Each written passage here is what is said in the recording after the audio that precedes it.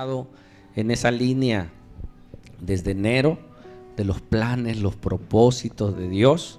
Y entre los planes de Dios estaban los planes de Saulo.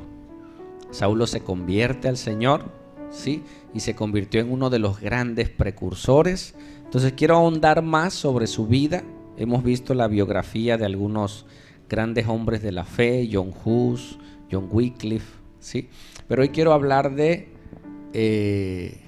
Pablo, su biografía, su historia, un resumen de la vida de un siervo de Dios. Amén. ¿Qué se dirá de nuestra biografía? Imagínate, nació y murió. Ya, ¿no? No hizo nada, no ganó almas, no hizo nada, pero que haya una historia de tu vida. Dios tiene un propósito para ti, para tu casa, y aparte de lo que hagas en esta tierra, yo sé que estando en el cielo no verás lo que sucede, pero creo que Dios te contará. ¿Escuchaste? Mira lo que tú dejaste. Aquel que tú le predicaste, mira, ahora ya es pastor, ahora ya es esto. Tú no sabes lo que vas a dejar plantado en esta tierra. Hoy seguimos hablando de Pablo y seguimos hablando de las Escrituras, y ellos ya no están físicamente, pero sus obras quedan. Amén. Entonces hoy nos vamos a adentrar en una historia casi de más de 40 años sobre la vida de Pablo. Amén. Vamos a iniciar. Saulo de Tarso.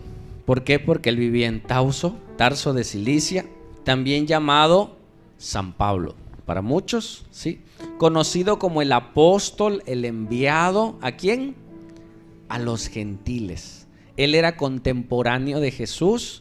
Él nació en el año 5 después de Cristo en Tarso de Cilicia, ¿sí? Posiblemente él vio cuando crucificaron a Jesús, no estuvo todavía, pero él supo todos los acontecimientos de la vida de Jesús. Mira lo que dice la escritura de él en Filipenses 3:5. Él dice y presenta sus cartas de cómo fue su vida de niño. Hay cosas en la Biblia que nos dice la Biblia, y hay cosas que están escritas muchas veces de algunos siervos de otros escritores, pero de la vida de Pablo casi todo se encuentra en las Escrituras. Entonces en Filipenses 3:5 dice que él fue circuncidado al 8º día, porque eso decía la ley, ¿sí? Y dice que él era del linaje de Israel, de la tribu de Benjamín.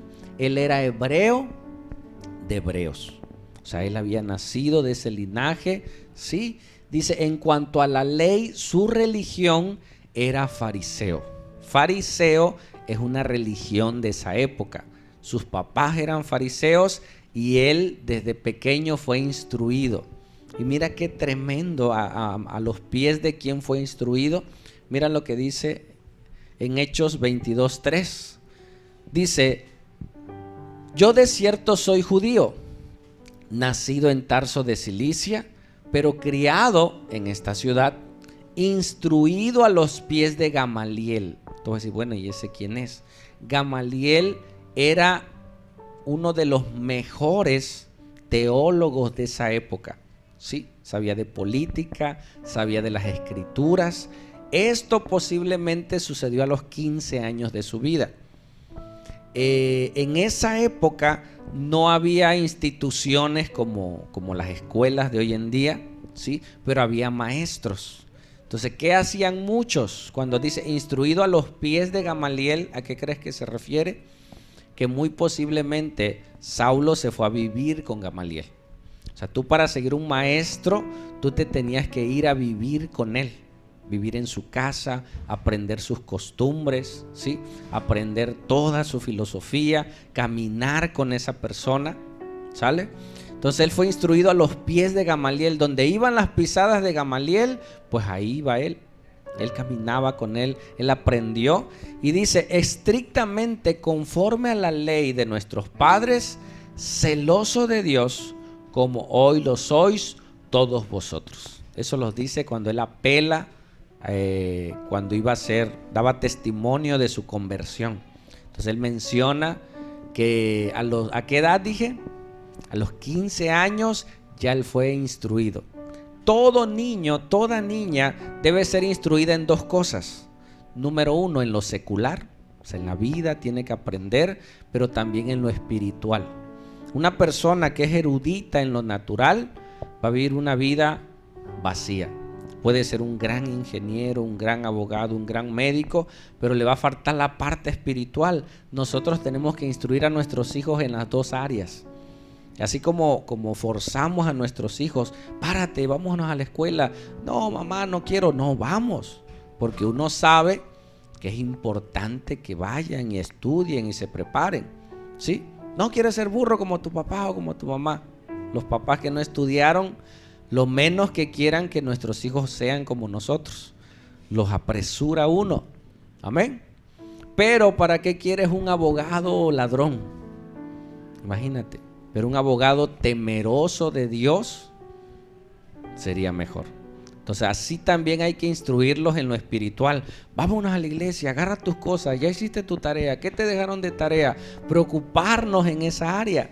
Y los padres de Saulo, imagínate, le pagaron un maestro para que él fuera estudioso. Pero él se volvió tan religioso que se olvidó de la esencia del cristianismo. No reconoció a Jesús hasta que se encontró con Jesús. Amén. Hay gente que tiene su religión, pero no conoce a Dios. Su vida es áspera, ¿sí? Su vida es sin sentido. Solo vive una religión nada más y no una relación con Dios. ¿Seguimos?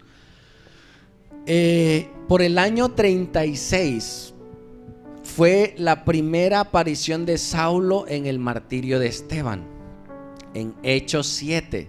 Ahora suma, nació en el año 5 después de Cristo. ¿Sale? Jesús muere en el año 33. Para el año 36 después de Cristo, ¿qué edad tenía Saulo? ¿Qué edad tenía? Ya había crecido, ya había sido instruido, ya conocía las escrituras, era celoso, ¿sí? Y un discípulo llamado Esteban, por predicar a Cristo, lo atraparon y lo iban a lapidar. Y ahí estaba Saulo ya asistiendo a decir sí, hay que apedrearlo porque este es infractor de la ley. Sigue a un hombre que dice que es hijo de Dios. ¿Cómo es posible eso? Entonces él era celoso en su religión, mas no había conocido a Jesús. ¿Sale? ¿Seguimos? En Hechos 8:1 dice, y Saulo consentía en su muerte, la muerte de Esteban. Y en aquel día se hizo una grande persecución en la iglesia que estaba en Jerusalén. Y todos fueron esparcidos por las tierras de Judea y de Samaria, menos los apóstoles. Entonces Pablo surgió como un precursor para que los judíos salieran de Jerusalén. Porque en Hechos 1:8, Jesús les dijo, y me van a ser testigos. ¿En dónde? En Jerusalén, en Judea, en Samaria y hasta lo último de la tierra. ¿Y qué hicieron los apóstoles? Se quedaron en Jerusalén. No avanzaron la obra. Dios levanta un Saulo. ¿Para qué? Para que de alguna manera corretearlos. Y donde ellos iban huyendo, pues predicaban el evangelio. Amén. Dios levantó un Saulo. Dios a veces permite cosas en nuestra vida para forzarnos a hablar de Dios. Amén. Ahorita falleció el hijo de nuestro hermano José Luis. La hermana Norma nos daba testimonio ahí en el hospital, afuera del hospital, ella predicándole a las personas, orando por las personas. Dice, mira, yo había querido venir a un hospital a predicar y por causa de mi cuñado, ahora estamos acá afuera y le predicamos y nos ha mandado peticiones de oración.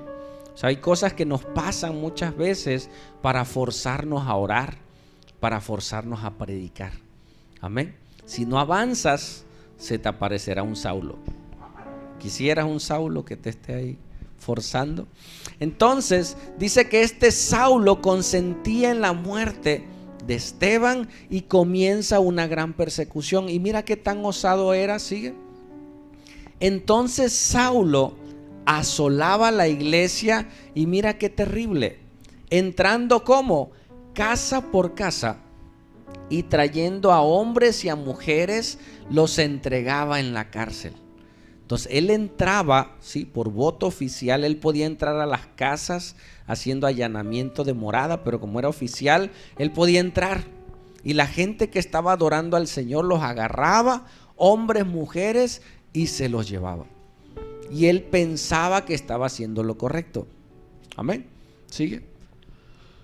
Hasta en el año 36 al 37 se le apareció Saulo y se convirtió a Cristo y es uno de los más prominentes predicadores del evangelio. De eso hablamos la semana pasada, ¿sí? Ya habían pasado 36 años. El Señor se le apareció a Saulo y se convierte a Cristo. ¿Recuerdan? Saulo, Saulo, ¿por qué me persigues? Ahí tuvo él una visión del cielo, quedó ciego, perdió toda su capacidad humana, se hizo humilde y entonces encontró a Cristo. Y después de ahí, toda esa pasión que él tenía para hacer lo incorrecto, se volcó ahora para hacer lo correcto. A mí me impresionan las biografías, a mí me gusta mucho leer historias de personas porque te desafían. Amén. Y a veces te comparas con ellos y si tú sufriste algo, tú dices, lo mío no es nada, y te motiva a seguir adelante. Amén. ¿Seguimos? Mira, pasó el año 36, 37 y 38. Dice, tras su conversión en Damasco, Pablo viaja a Arabia. Regrésame tantito. Cuando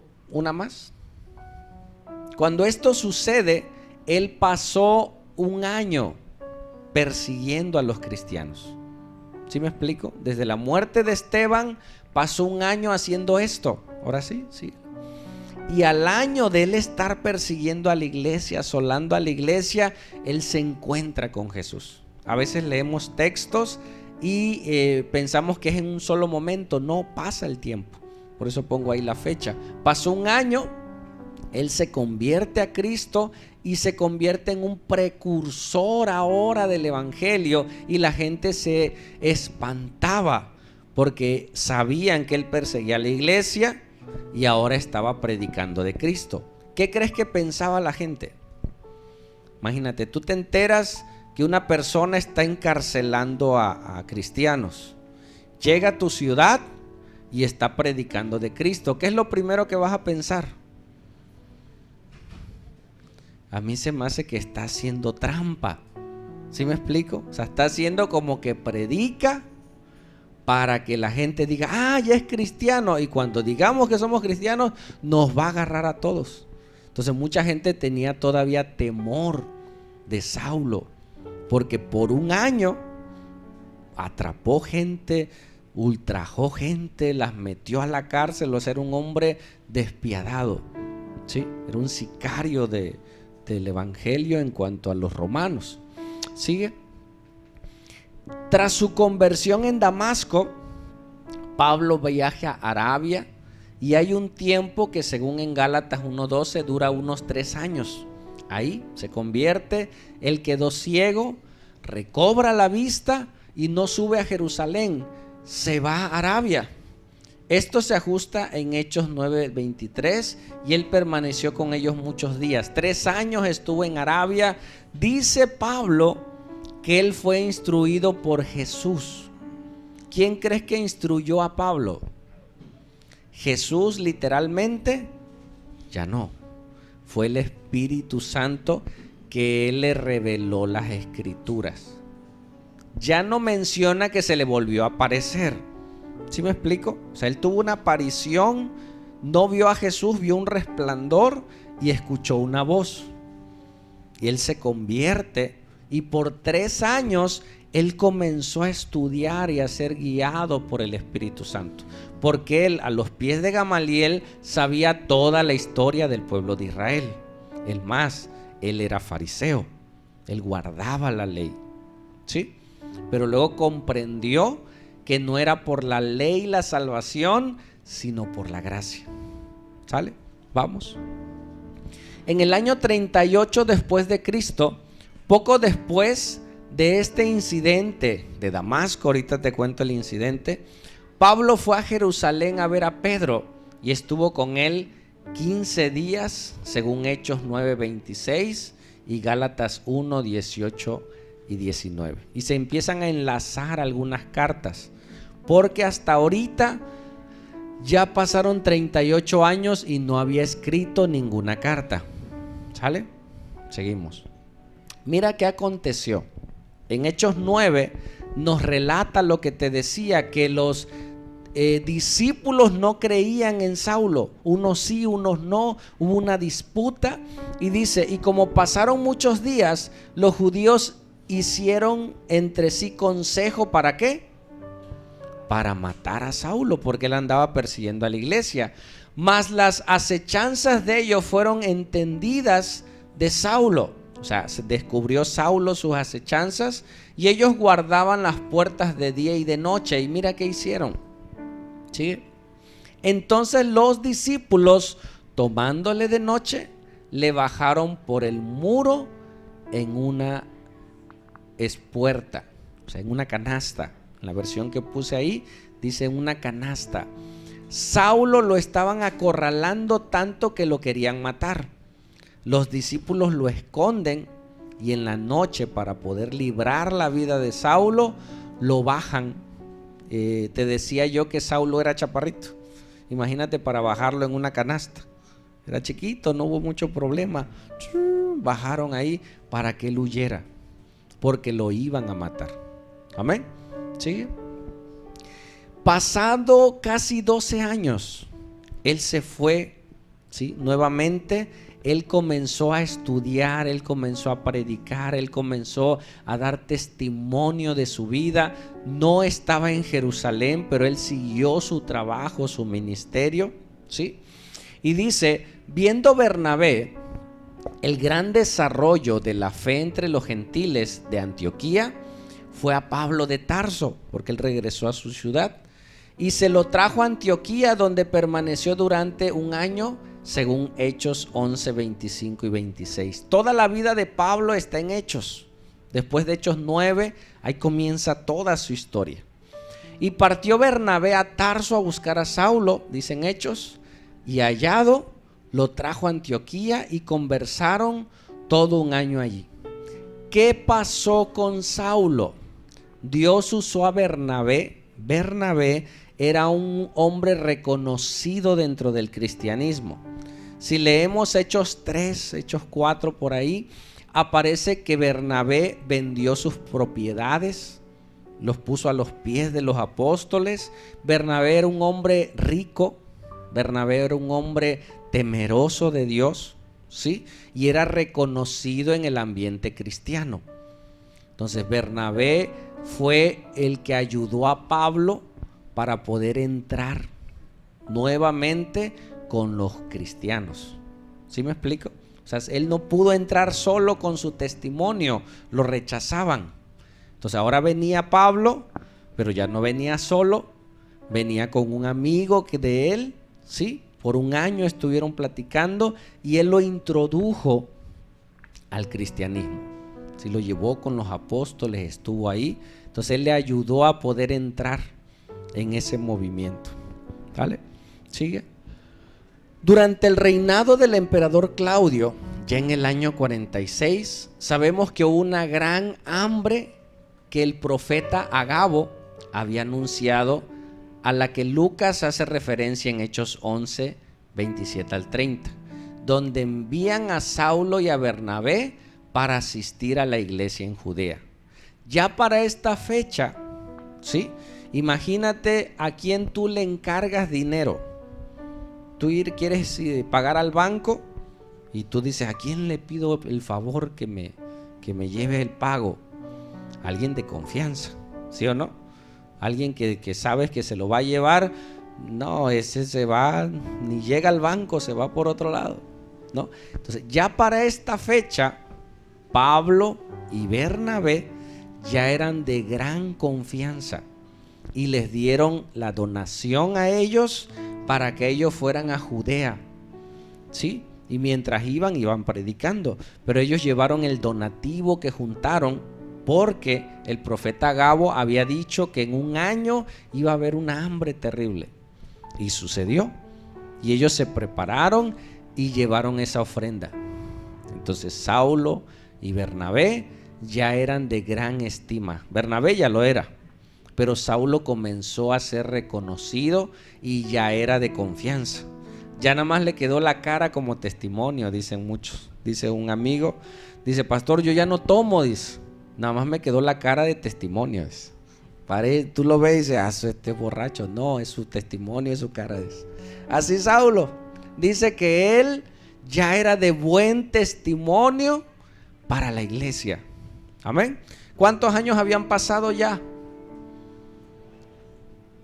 ¿Año 5? ¿Sí? Casi 43 años ya tenía. No menos. 40 por ahí andaba.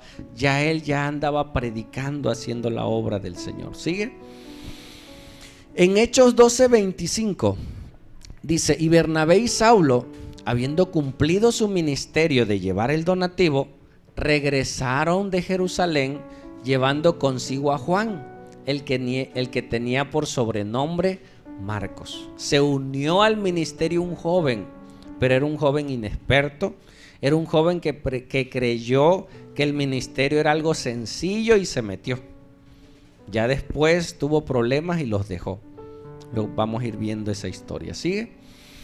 En su ministerio el apóstol Pablo llevó a cabo 3 viajes misioneros, llevando la palabra de Dios. Amén. Vamos a enumerar esos 3 viajes, dónde anduvo, qué pasó, todo lo que vivió, todo lo que hizo. Una ventaja que él tenía, que él era solo, o sea, solo, no tenía esposa, no tenía hijos. Eso fue de gran ventaja, puesto que ya si tú tienes familia, ¿cuál es tu prioridad? Tu familia. Amén. Tus hijos. Tú no puedes ir solo. Yo cuando me convertí, yo me visualizaba predicando solo, ¿no? Yo he tenido ese espíritu misionero. Yo me veía solo predicando. Ya luego entendí que no, que tengo que ir con mi esposa, tengo que ir con mis hijos, tienes que ir como familia. Tu familia es tu carta de presentación. Amén. Y él pues era soltero, él podía ir, venir, regresar, no tenía que dar muchas cuentas. Amén. Entonces seguimos. En su primer viaje misionero, ya en Hechos 13, ya de regreso a Antioquía desde Jerusalén, Saulo y Bernabé fueron escogidos para una misión. Según en Hechos describe los lugares que visitaron: Antioquía, Seleucia, Chipre, muchos lugares estuvieron pasando por ahí. Mira lo que dice el texto. En Hechos 13 dice que hubo unos hombres profetas que le hicieron el llamado a Saulo para el ministerio. Dice: ministrando estos al Señor y ayunando, dijo ¿quién? El Espíritu Santo. En la mayoría, o más bien en todo el ministerio de Pablo, siempre hay un enunciado sobre de él. Dice: Pablo lleno del Espíritu Santo. Pablo hizo esto lleno del Espíritu Santo. Predicó a alguien lleno del Espíritu Santo. Hermano, la vida cristiana se vive con Dios, lleno de su Espíritu. ¿Cómo te llenas del Espíritu Santo? Pasas al frente para que te toque un hermano, pasando tiempo con Dios, platicando con Dios. Tú te llenas de su presencia y eres sensible a su voz. Amén. Dice entonces: separadme a Bernabé y a Saulo para la obra para la cual los he llamado. Y habiendo ayunado y orando, les impusieron las manos y ¿qué? Y los enviaron y comenzó su primer viaje misionero. Amén. Imagínate, ya eran de estima para la iglesia, ¿sí? Pero ya no solamente eran buen testimonio para la iglesia, sino dice que el llamado fue ¿de quién? Del Espíritu Santo. Les dijo, apártame a estas personas. Ellos tienen testimonio, ahora que vayan y prediquen el evangelio. ¿Sigue? Entre todo lo que vivieron en su primer viaje, hay dos acontecimientos sobresalientes. ¿Sí? Entre todo lo que hubo, entre todo lo que vivieron, milagros, sanidades, porque la presencia de Dios iba con ellos, pasaron cosas muy difíciles. Mira, en la primera, el procónsul Sergio Pablo, ahí puse una imagen donde Pablo en Chipre ante el mago Elimás. ¿Qué pasó en esa historia? Dice que Sergio Pablo, el procónsul, él había escuchado de Pablo y él lo mandó llamar y le dijo, a ver, platícame eso de Jesús. Y Pablo empezó a predicarle, pero por lo regular los reyes, los procónsules tienen a sus magos, ¿sí? Tienen a la gente que está a su cargo, y él tenía un mago consejero. Entonces cuando les empezó a predicar, el mago comenzó a estorbar a Pablo. Sí, comenzó a decir, no, eso que él dice no es así. Tal fue la molestia de Pablo, dice que lleno del Espíritu Santo, le dijo a este mago, en el nombre de Jesús queda ciego. Y en ese momento dice que se nubló la vista del mago y quedó ciego por un tiempo y dejó de molestar. Entonces Pablo le predica a Sergio Pablo, al procónsul. O sea, hubo una señal extraordinaria de la vida de Pablo. Imagínate, o sea, el poder que tiene el nombre de Jesús. Él reprende ese espíritu de adivinación, ese hombre queda ciego y entonces puede predicar el evangelio. ¿Puedes creer algo así? Dios puede hacerlo. Amén. Seguimos. Otro acontecimiento, Pablo es apedreado por el pueblo. ¿Sabes por qué? Mira, avanza. Dice en Hechos 14 que Pablo, ¿sí?, fue apedreado. ¿Sabes por qué? Porque ellos se encontraron a un cojo, ¿sí?, de nacimiento. Estaba ese cojo ahí de nacimiento. Llega Pablo, lo ve y dice que ese cojo tenía fe para ser sanado. Y le dijo, en el nombre de Jesús, sé sano. Y el cojo hasta brincó, dice, y quedó sano. Entonces los de esa región, como no eran cristianos, en su mayoría eran paganos, en su historia ellos tenían la historia de Mercurio y de Júpiter, que eran dos hombres que hacían milagros extraordinarios. Y cuando Pablo hace ese milagro, dijeron, dioses son, estos son dioses. Ha de ser Júpiter y ha de ser Mercurio. Dice, y Bernabé llamaron Júpiter y a Pablo Mercurio, porque este era el que llevaba la palabra. Y ellos enseguida, ¿sabes qué quisieron hacer? Hacer sacrificios. Le hablaron al sacerdote del templo para que viniera, y ya traían los animales para sacrificarles a Pablo, ¿sí?, y a Bernabé. Estos son nuestros dioses. ¿Y sabes qué hizo Pablo y Bernabé? Dice que ellos rasgaron sus vestidos, pero algo les falló, que ellos no conocían la cultura de ellos.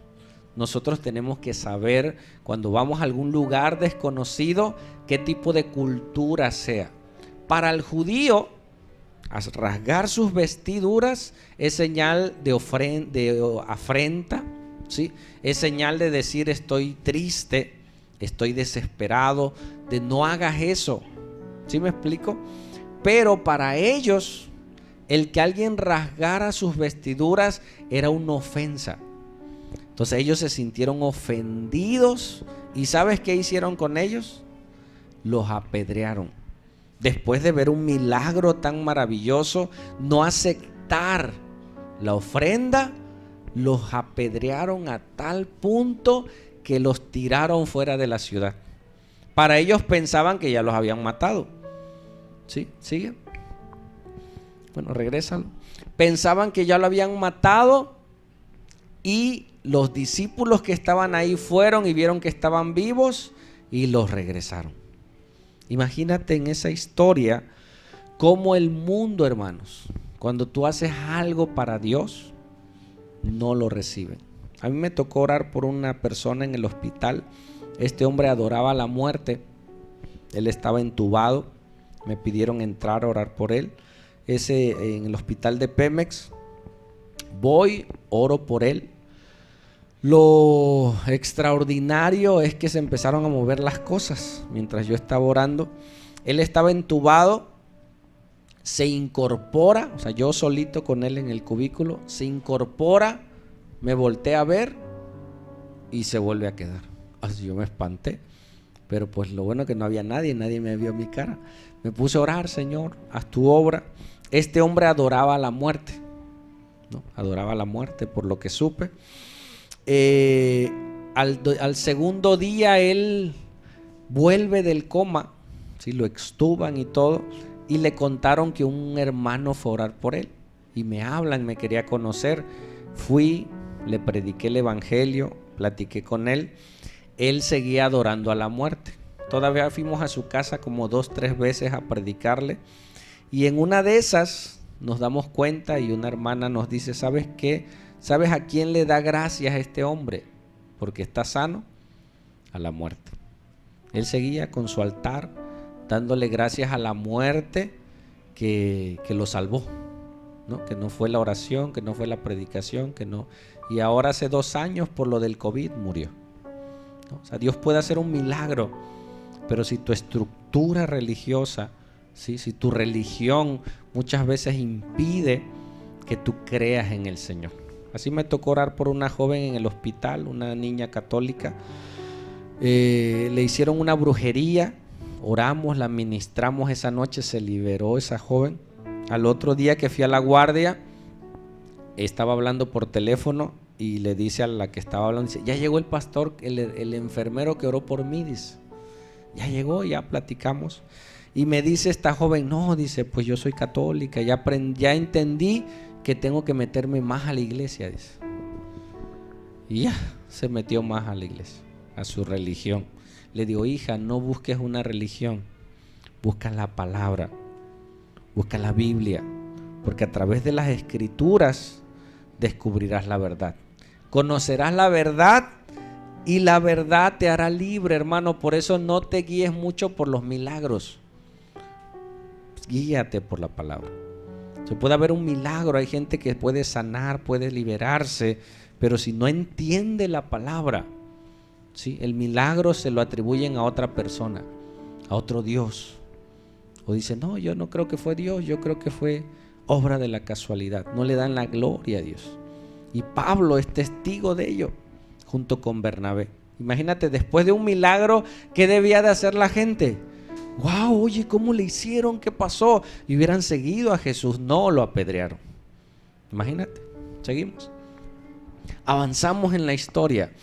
En el año 49 al 50, como en Antioquía, se fue generando confusión acerca de los judaizantes. Se hizo necesario un primer concilio en Jerusalén. ¿Qué es esto? Que ellos... estaban los cristianos. ¿Quién eran? No es lo mismo un judío que un cristiano. Un cristiano es aquel que sigue a Jesús. Entonces, hay judíos que no siguen a Jesús. ¿Escuchaste?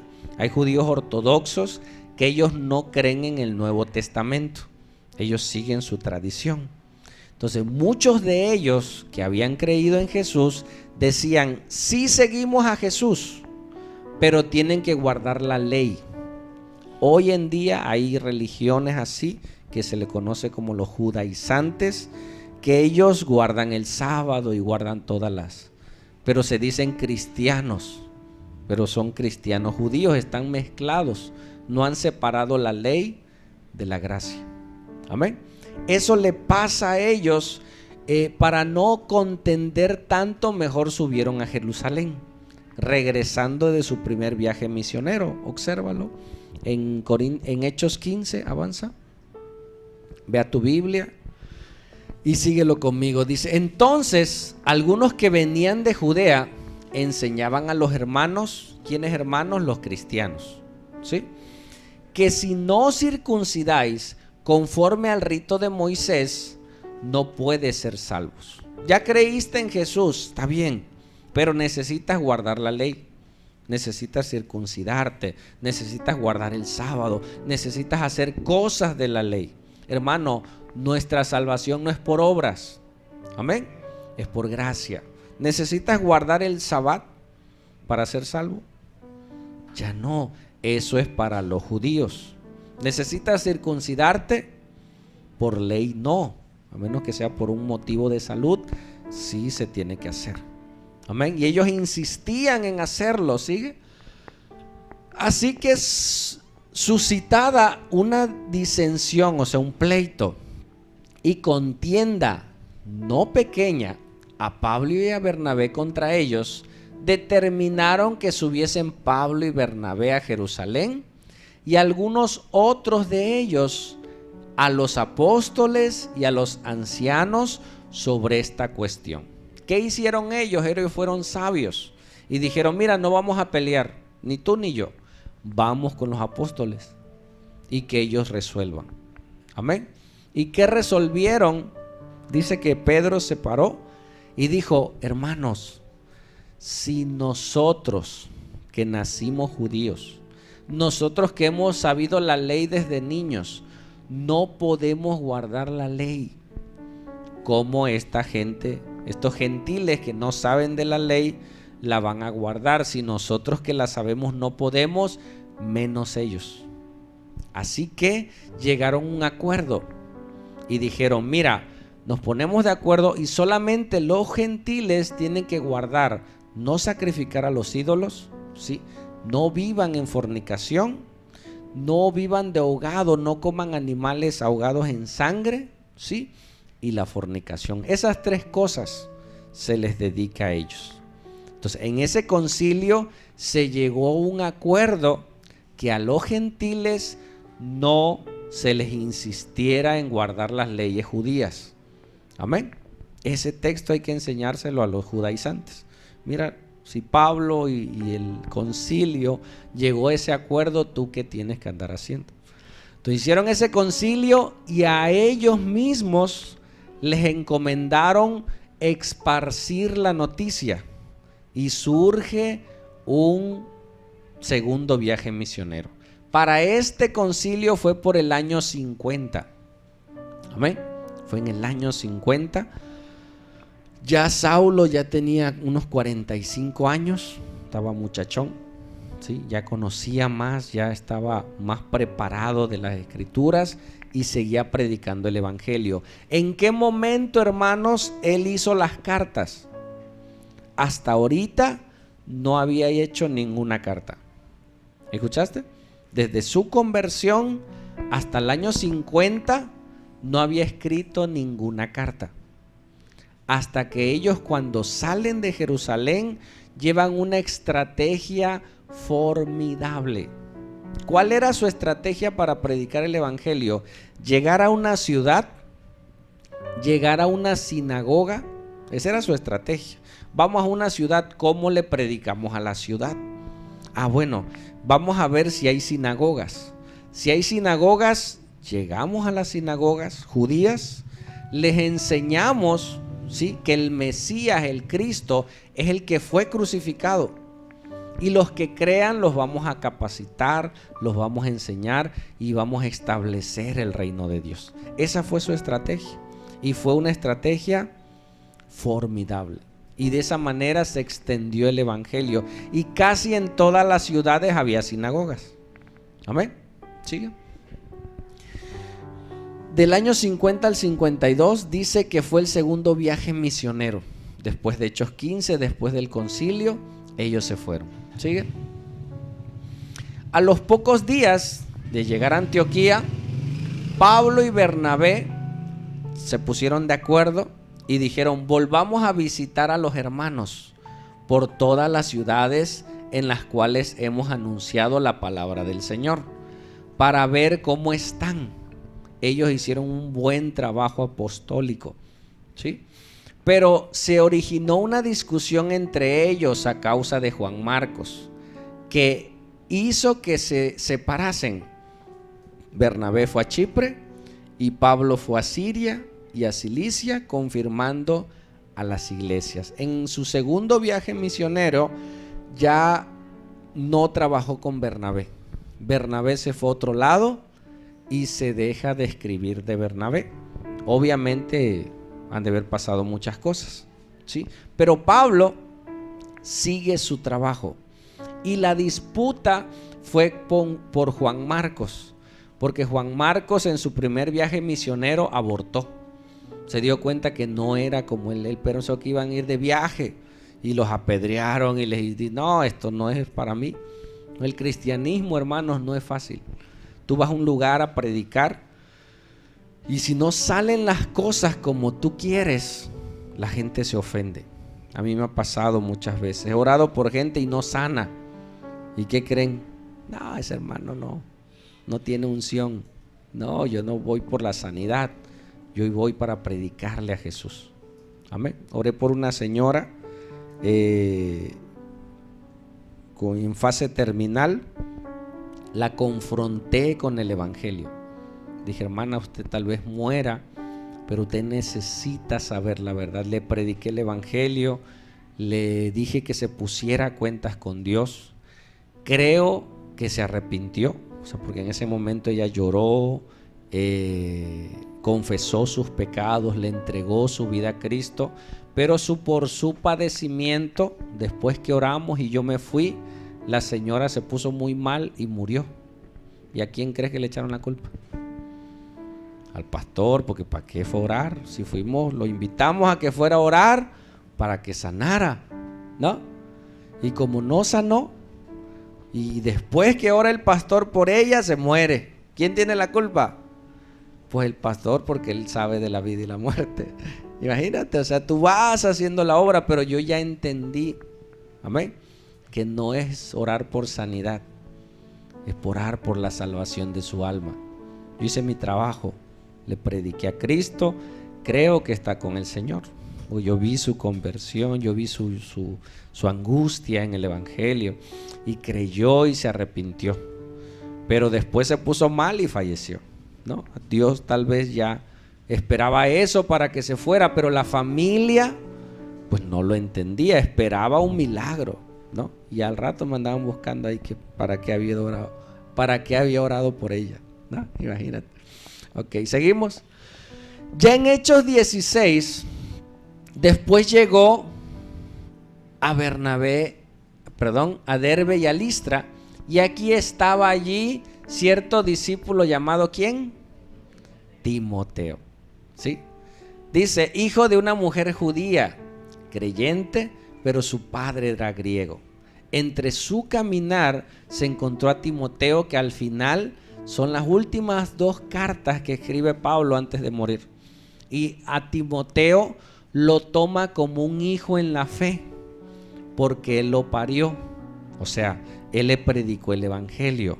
Escúchame, iglesia, la paternidad espiritual no es bíblica. ¿Qué es esto? Que al que te predique el evangelio es tu papá espiritual. Sí y no.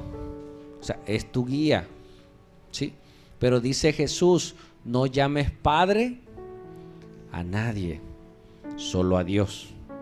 Si tu pastor es tu papá espiritual, no. Si tu papá es Dios, si mi papá es Dios y tu papá es Dios, ¿qué somos nosotros? Somos hermanos, y hay hermanos mayores, hay hermanos menores y hay niños. Dice la Biblia que hay niños espirituales, jóvenes espirituales y padres espirituales, tomando una figura de madurez. ¿Sí me explico? No de que tú es tu papá espiritual y allá andas atrás de tu papá. No, porque al rato cuando el hombre falla, tu papá falla espiritual, sufres. Yo ministré a un joven llorando porque sus papás lo abandonaron. Llega a una iglesia, toma esa supuesta cobertura de padres espirituales y como hombres le fallaron. Entonces ese hombre estaba devastado. Es que eran mis padres espirituales, pastores. Digo, manito, que tu papá es Dios. Renuncia a esa ideología humana. Amén. Cuando Pablo dice a Timoteo que es su hijo en la fe, dice, ¿sí me explico? O sea, era su mentor, era su maestro, a quien le daba cuentas. Pero él tenía a su papá, que era griego. Amén. Entonces esa paternidad que se infiltra en las congregaciones no es bíblica. Amén. Tenemos un padre que es Dios. ¿Sale? Ok, seguimos. Luego dice, papá, mamá, no es de Dios. Dice, y aconteció que yendo nosotros a la oración, este fue otro suceso, nos salió al encuentro una muchacha que tenía un espíritu de adivinación, la cual daba grandes ganancias a sus amos. Esto fue en el segundo viaje, de adivinando. ¿Sigue? Y después de haberles herido, bueno, regrésalo. No pongo todo el texto porque solo son datos. En ese segundo viaje, ellos llegan ahí. Había una joven que tenía un espíritu, un demonio de adivinación. Y donde ellos iban, allá andaba la joven. Estos vienen de parte de Dios, pero de una manera sarcástica. Se voltea a Pablo, reprende ese espíritu y esa jovencita queda libre. Pero ese espíritu de adivinación, como ella era una esclava, los dueños de esa joven les daban grandes ganancias. ¿Sí? Tú puedes ir, no sé, a Catemaco, vas a la orilla del malecón y te encuentras jovencitas que te dicen, le leo la mano. Y si no le adivino, no me paga. Te lo dicen. Muchos tienen un demonio que te pueden adivinar. ¿Sí me explico? Y la gente, mira. No, son espíritus que están ahí y platican con otros. Y si tú traes un demonio, pues hasta se ponen de acuerdo. Oye, no, este sabe. Y ya le cuenta y ya te saben tus cosas. Porque ¿quiénes la saben? ¿Quién anda contigo? ¿No? Entonces, esta jovencita le daba ganancias. Cuando esa niña fue libre de ese demonio, hermanos, ¿qué se esperaba? Pues wow, cuando alguien es libre se espera que la gente se goce.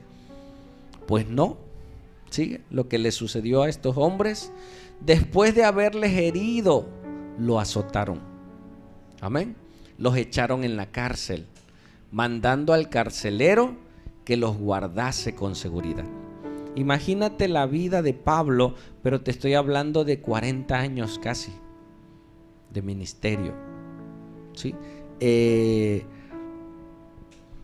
20 años de ministerio, porque él cuando se convierte tenía como 30 años, ya vamos al año 50, ya casi habían pasado 20 años predicando, siendo azotado, viviendo, pero él dice que su gozo seguía, amén, haciendo iglesia, haciendo la obra, haciendo el gozo que él tenía de haber orado por una joven y que esa joven sea libertada.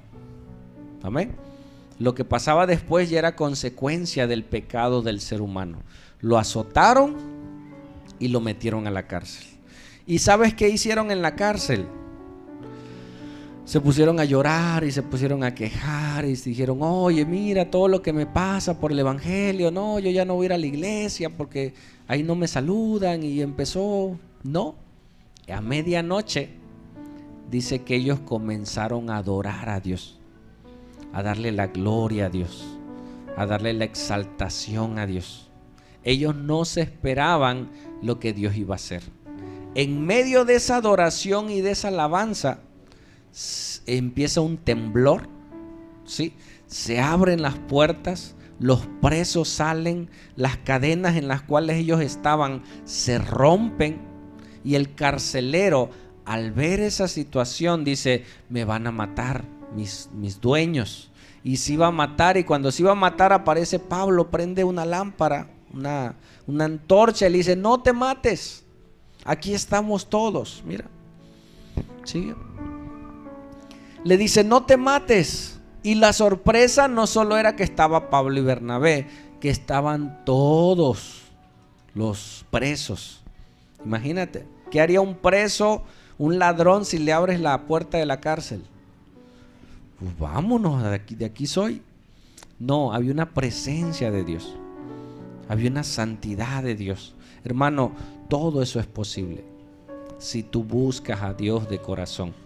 Si tú oras a Dios, tú eres guiado por el Espíritu Santo. ¿Escuchaste? Eso es posible. Hay cosas que sí suceden. A veces nos volvemos tan teólogos que dejamos la obra del Espíritu Santo. Tan sana doctrina dice que no sana a nadie. La sanidad es de Dios.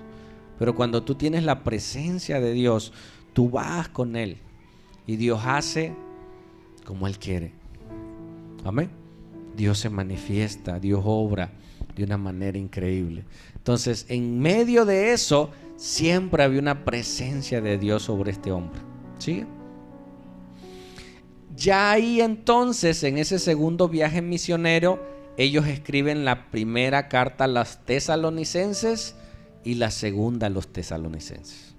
Ya el tiempo que pasaron ahí, ellos tuvieron tiempo para escribir la carta, ¿sí? Porque dice, pertenece a la primera gran misión del apóstol, que conocemos como el segundo viaje apostólico.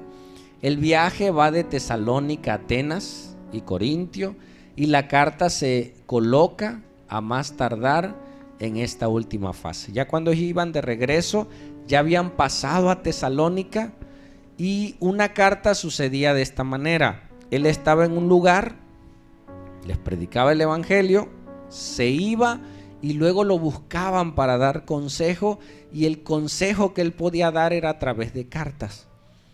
Ya no podía regresar, pero enviaba el consejo a través de la carta. Y así sucedió la primera a Tesalonicenses y segunda a Tesalonicenses. Amén.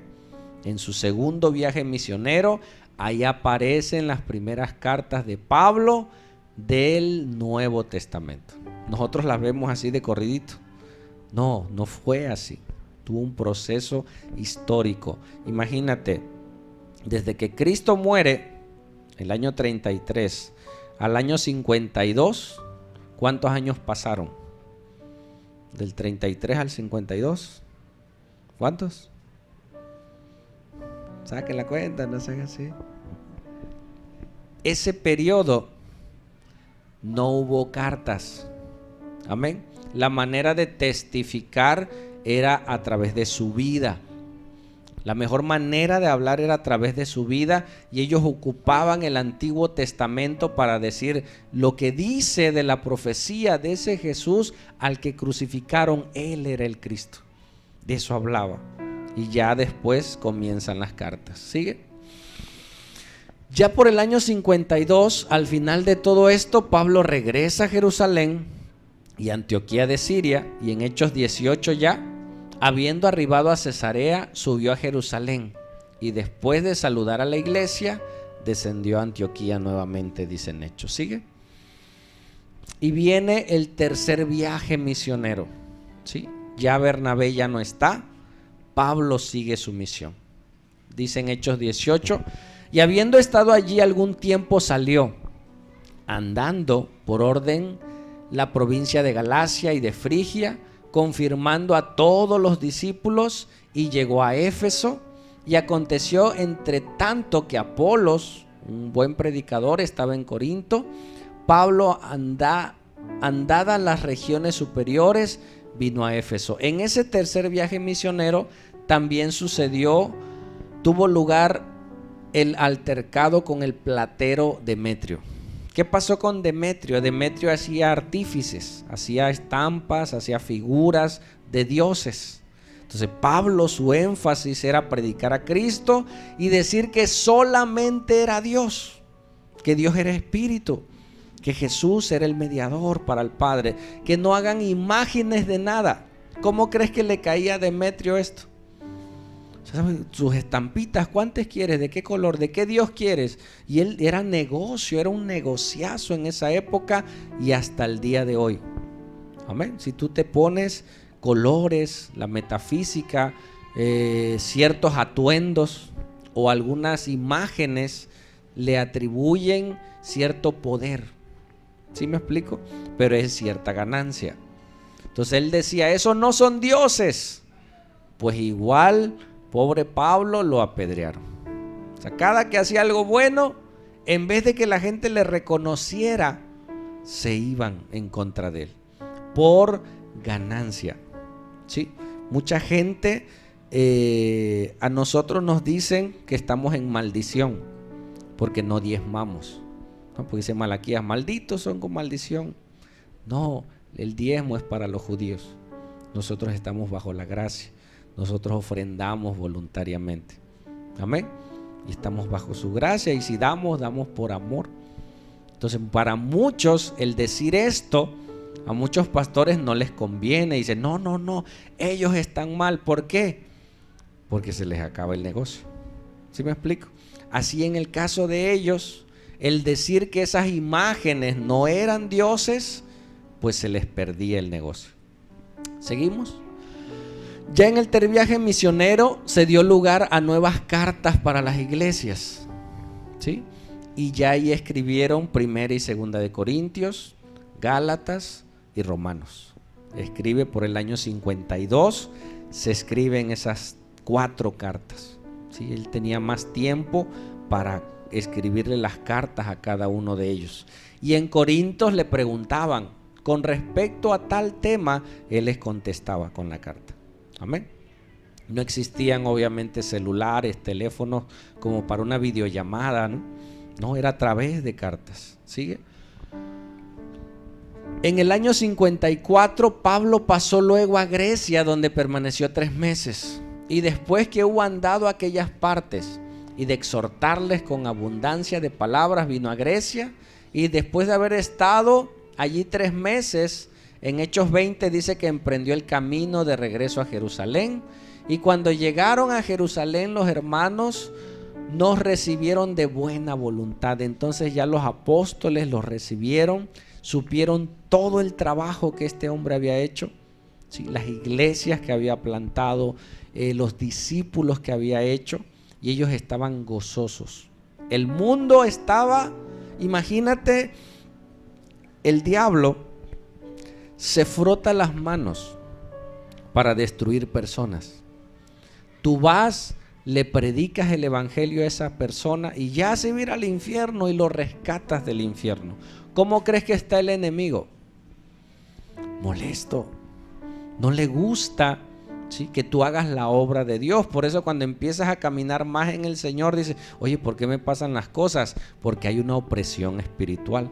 Y lo que el diablo que quiere hacer es callarte. Amén. Y empiezan a suceder cosas a tu alrededor, pero te digo algo, no calles. Busca más al Señor y huirá el enemigo de ti. ¿Lo escuchaste? Sí.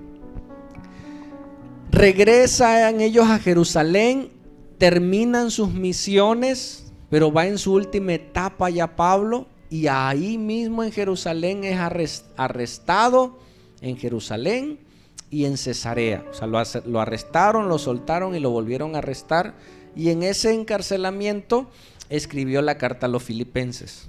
¿Sale? Voy más rápido. Desde Judea, por orden del procurador Poncio Festo, Pablo fue deportado a Roma. Él estaba preso en Jerusalén, pero dice, yo soy ciudadano romano. Él sabía que tenía que llevar el evangelio a Roma, ¿sí? ¿Y cómo iba a llevar el evangelio si estaba preso? Entonces él generó una buena idea. Dijo, no, ahora llévenme a Roma, porque yo soy ciudadano romano y yo exijo un juicio romano. Y el mismo gobierno le sirvió para que el gobierno lo llevara con gastos pagados. A ver, imagínate la sabiduría. Necesito ir a Roma, no tengo recursos, pues ahora que me lleven ellos. Y ellos lo llevaron hasta Roma, ¿sí? Y en ese viaje a Roma vino un naufragio, ¿sí? Se iban a destruir. Pablo estaba en esa nave, la gente estaba aterrorizada y Pablo le dice: tranquilos, no pasa nada, mira, yo tengo que estar en Roma. Dios me dijo que tengo que estar en Roma, entonces no vamos a morir.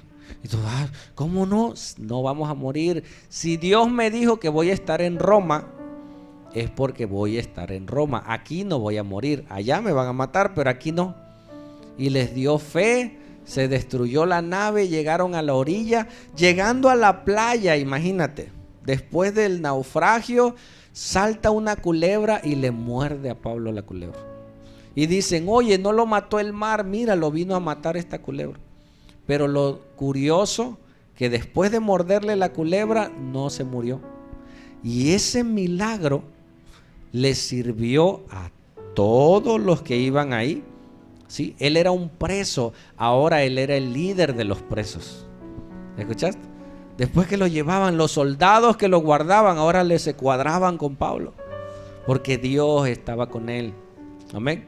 Cuando Dios va contigo, no te preocupen las cosas. Tú vas, tú caminas, tú haz. Preocúpate que Dios esté contigo. Amén. Seguimos. Y ya en el primer encarcelamiento en Roma, cuando ya llega a Roma, ya él tuvo tiempo para escribir. Ya en Hechos 28, este encarcelamiento fue un encarcelamiento domiciliario. Ya no estuvo en una cárcel. Le rentaron un apartamento. Imagínate. Le rentaron su apartamento a Pablo y le daban acceso a que la gente llegara y les daba consejo, y escribe estas últimas cartas. Sigue: Filemón, Colosenses y Efesios. Ya no lo pude subir, pero escribe, se le llaman cartas de la prisión. Le escribe a Filemón. A Filemón, él le predicó a un esclavo de Filemón. Se convierte y se lo regresa a Filemón. ¿Sí? Colosenses, Éfeso. En su último encarcelamiento, dicen que hubo otro más después de Hechos 28, porque ahí acaba la carta de Hechos, pero no está en nuestros escritos. Después que lo soltaron, lo volvieron a encarcelar ya para matarlo. ¿Sale? ¿Sigue?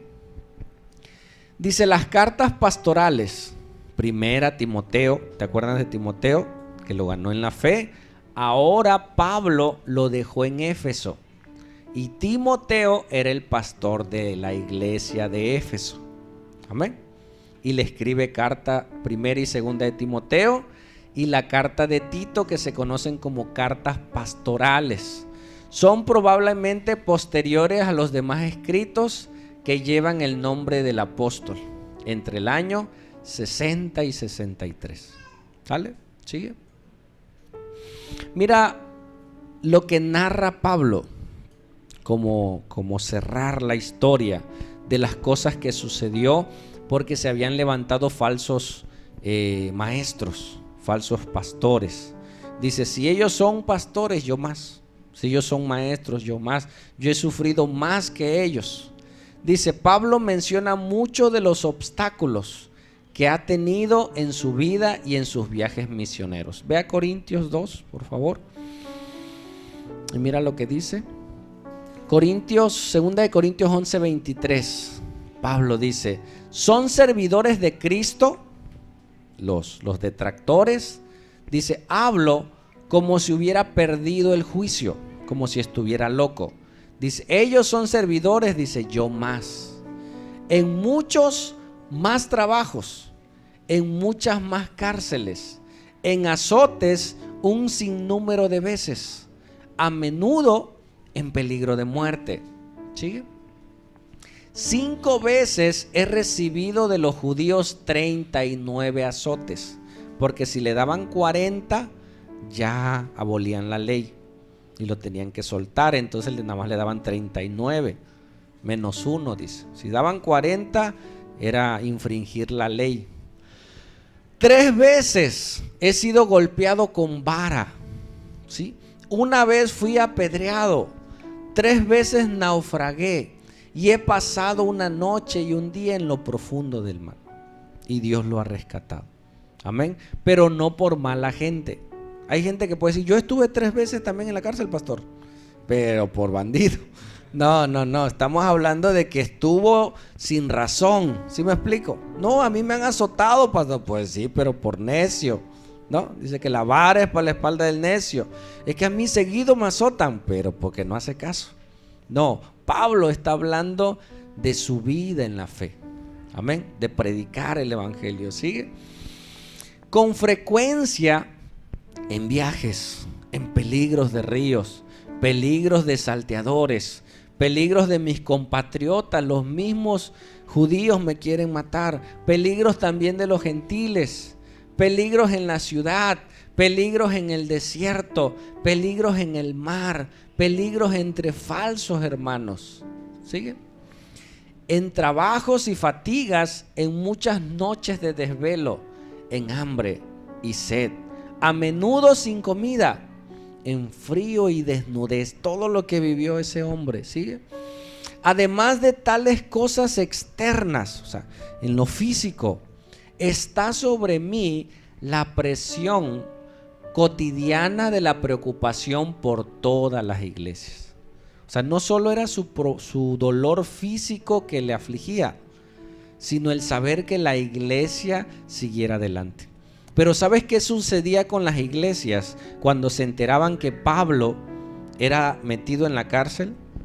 Imagínate, tu líder lo metieron a la cárcel por predicar el evangelio. ¿Qué hacían muchos? ¿O qué se esperaba? Que la gente dijera, no, ya lo metieron a la cárcel. No, vámonos. No, la gente tomaba valor. Amén. O sea, oye, si a mi pastor lo metieron a la cárcel por predicar a Cristo, yo también. Si a mi pastor le pegaron, pues aunque me peguen, yo voy a predicar. O sea, la gente tomaba valor de ver a su guía hacer la obra del evangelio. Amén. No se acobardaban porque su líder no era cobarde. Predicaban porque el líder predicaba. Seguían sus pisadas. Pablo fue el único que dijo, aprended de mí como Jesús, porque yo sigo a Cristo. Amén. Sigue. Una de las últimas palabras para terminar del apóstol Pablo a su discípulo Timoteo, en 2 de Timoteo, él se despide y al final dice algo. En 2 de Timoteo 4:1 dice, requiero yo pues delante de Dios, le dice a Timoteo, y del Señor Jesucristo, que ha de juzgar a los vivos y a los muertos en su manifestación y en su reino. Él sabía eso. Dios va a juzgar a los vivos y a los muertos. Todos un día, hermano, estaremos delante de Dios. ¿Escuchaste? Sí.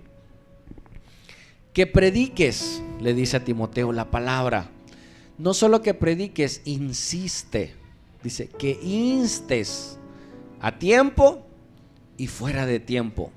Redarguye, reprende, exhorta con toda paciencia, ¿pero qué? Con doctrina. No en tu entusiasmo, hermano, mira, ¿por qué usted no va a la iglesia? No, con doctrina, hermano. Amén. Conoce usted la palabra. Hay gente que tú le exhortas y se ofende, ¿no? En vez de que reciba la palabra, se ofende y se va. Pero tú ya hiciste tu parte. Tú exhorta en la palabra. Sigue. Porque vendrá tiempo cuando no sufrirán la sana doctrina. Antes, teniendo comezón de oír, se amontonarán maestros conforme a sus concupiscencias, y está sucediendo el día de hoy. Muchos púlpitos, muchas iglesias están a la orden del cliente. ¿Qué música les gusta, hermanos? Esa. Todo haciendo hacia el hombre, el agrado del hombre y no al agrado de Dios. Esa alabanza no me gustó. Es que no era para usted, era para Dios. Amén. Las alabanzas, el culto, todo debe ser para agradar a Dios. Amén. No para agradar a los hombres. Ánimo, hermano, usted puede. No, usted no puede. Usted necesita morir para seguir a Jesús. Vivo no va a poder seguir a Cristo. Si usted vive en sus pasiones, en sus deseos, la vida cristiana no se trata de usted, se trata de Cristo. Yo quiero ser feliz. Nunca serás feliz si no tienes a Cristo, porque hay una parte de tu ser que es espiritual y necesitas a Dios en tu vida. Amén. Y el mundo anda en busca de placeres y eso se ha filtrado en las iglesias. Y hay iglesias que solamente su énfasis es agradar un culto, que todo sea perfecto para agradar al hombre. Bailes, música, hasta humo, y deleitan la vista, deleitan el sonido, pero no confrontan el espíritu. Amén. Sigue. Y apartarán de la verdad del oído y se volverán a las fábulas. Pero tú, Timoteo, vela en todo, soporta las aflicciones, haz la obra de evangelista, cumple tu ministerio. ¿Sigue? Porque yo ya estoy para ser ofrecido. ¿Qué sabía Pablo? Que ya sus días iban a llegar a fin. Amén. Él estaba consciente. Mis días se acercan. Dice, yo ya estoy para ser ofrecido. Y el tiempo de mi partida está cerca. Pero dice algo interesante, que he peleado la buena batalla. Y mira que ha peleado. ¿Sí? He acabado la carrera. He guardado la fe. ¿Sabes qué te quiere quitar el enemigo? Tu fe. Si tú dejas de creer, mueres. Yo ya no creo que ir al culto, no, yo ya no. Tu fe es arrebatada. Amén. Tu esperanza. Tú tienes que creer que Dios, cada servicio yo vengo expectante, Dios va a hacer algo. Y aunque no haga nada, aparentemente, yo voy a adorar a Dios. Dios me creó para adorarle. Amén. Sigue. Dice, por lo demás, me está guardado la corona de justicia, la cual me dará el Señor, juez justo, en aquel día, y no solo a mí, sino también a todos los que aman su venida. Hermano, ¿tú crees que Cristo va a regresar? ¿De veras? ¿Tú crees que un día Jesús descenderá? Un día estarás delante de Él y te va a preguntar, oye, tus hijos, tu esposo, tu esposa, las cosas que yo te di, el ministerio que te di, ¿qué pasó? No, pues, o sea, un día vas a estar dando cuentas delante de Él, aún de toda cosa que digamos, dice. Un día estaremos delante de Dios, pero nuestro temor no debe ser eso, sino debe ser nuestro amor, el decir, veré a mi Señor. O sea, yo no me porto bien porque digo, ay, me va a juzgar Dios. No, porque amo a Dios, quiero servirle, quiero agradarle, se trata de Él y quiero seguirle a Él. ¿Sigue? Y es un resumen de la vida de un siervo de Dios, el apóstol Pablo. Amén. A mí las biografías, te comentaba, me impresionan. De los primeros libros que yo leí, se llama, creo que así se llama, Hombres de Fe. Era biografías de grandes o de varios evangelistas. Yo lo leí en una ida hacia Coatotolapa, iba a trabajar y ese día se detuvo el camión y ahí estuve leyendo. Yo me apasioné de hacer la obra del Señor. Amén. Y la vida de Pablo es un desafío. Es lo máximo. Hermano, tú no vas a llegar a tal cosa, ni yo. No, creo que no nos van a apedrear. Hoy en este tiempo estamos con libertad religiosa, se llama. Hoy estamos en un patio, podemos cantar, nadie nos dice nada, nadie puede detener que tú hables de Cristo. Pregunta, ¿por qué no hablas de Cristo? ¿Por qué no vives para qué? ¿Qué te impide hablarle a tu vecino de Jesús? Amén. O sea, Pablo dedicó su vida entera porque él sabía, ¿sí?, que un día estaría delante de Dios. Y él sabía que si esa persona no se convertía a Cristo, su vida iba al infierno. Él estaba consciente de eso y dedicó toda su vida y no le importó que lo golpearan, que lo lastimaran, que que naufragara, todo lo que vivió. Y al final él lo dice, yo estoy completo, yo acabé. Hace 3 años me dio COVID también. Y en esos días de fiebre yo le dije, Señor, no permitas que me vaya. No, porque siente que te mueres, ¿no? Y yo decía, no permitas que me vaya porque tengo muchas cosas que hacer. O sea, tengo anhelos, tengo deseos en la obra, tengo muchos planes en la obra.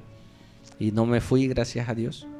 Entonces tenemos muchas cosas que hacer con los jóvenes, con los niños, en el anexo, en tantas cosas. Tienes en qué pensar, tienes un proyecto de vida para hacer. Pablo dice, yo he acabado la carrera, he guardado mi fe, he peleado la buena batalla. Hermano, ¿estás peleando la buena batalla? ¿Cómo va tu carrera? No, ya, no. Pues ahí voy, ¿no? Pero ya no vas peleando, ya no vas luchando, ya no vas trabajando, ya no vas disfrutando, hermano, el evangelio. Amén. Cuando yo me detuve, o el Señor me detuvo y vi mi vida, yo dije, qué bárbaro con mi vida, está hecho un desastre. Comienza a edificar. Amén. Comienza. Y Dios comenzó a hacer las cosas. Entonces, hermano, no importa qué tanto te hayas detenido, comienza. Amén. Vamos a ministrar, Paco, la de quiero entender. No importa qué tanto te hayas detenido, no importa qué tanto hayas dejado, lo importante es que vuelvas a comenzar. Amén. Y que esta biografía nos sirva a nosotros para animarnos a seguir, animarnos a caminar, animarnos a... Ayer no fuimos al anexo, me sentí mal, no porque me sentí mal de no ir, no estaba enfermo, pero tenía otras cosas. Mando al grupo el aviso y una hermana me dice, ay, pastor, no me diga eso. O sea, ella quería ir. Y pues más mal me sentí, ¿no? Porque hay hermanos que sí quieren. Y por trabajo y por cosas que tenía que hacer, tuve que suspender. Pero ya no espero que solo sea yo, sino que seamos varios. Y cuando el pastor no pueda, hermano, tú puedas ir. ¿Sí me explico? O sea, que no te detenga el pastor no puede ir, yo voy, hermano. Hay que orar por un enfermo, no, el pastor trabaja, yo voy, hermano. Somos un cuerpo, somos una iglesia, que juntos vayamos a hacer la obra. Amén. ¿Te gustaría un día que el pastor no puede predicar? Yo predico, hermano. No, que al rato tú estés aquí dando una enseñanza para la gloria de Dios y para los hermanos y lo hagamos. Amén. Vamos a orar. Y que esto no sea de tristeza para despertarme. ¡Hey, levántate! El hermano de José Luis me bendijo mucho una ocasión que platiqué con él, ya falleció.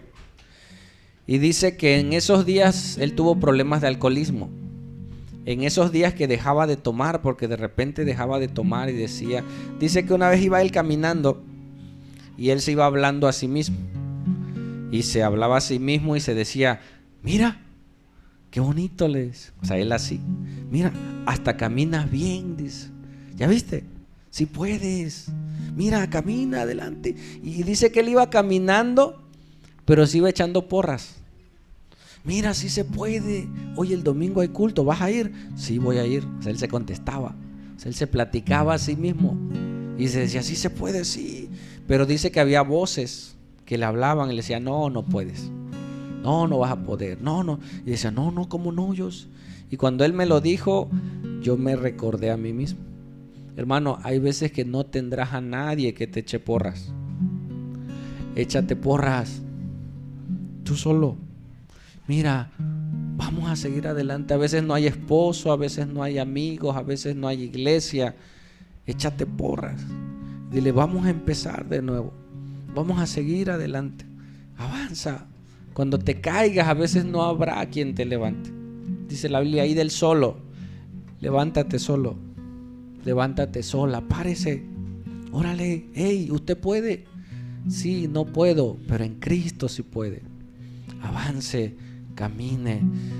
Nadie me dice que lea la Biblia, usted solito. ¿Y qué leo? No sé. Tú empiezas. Busca a Dios. No esperes, dice Isaías.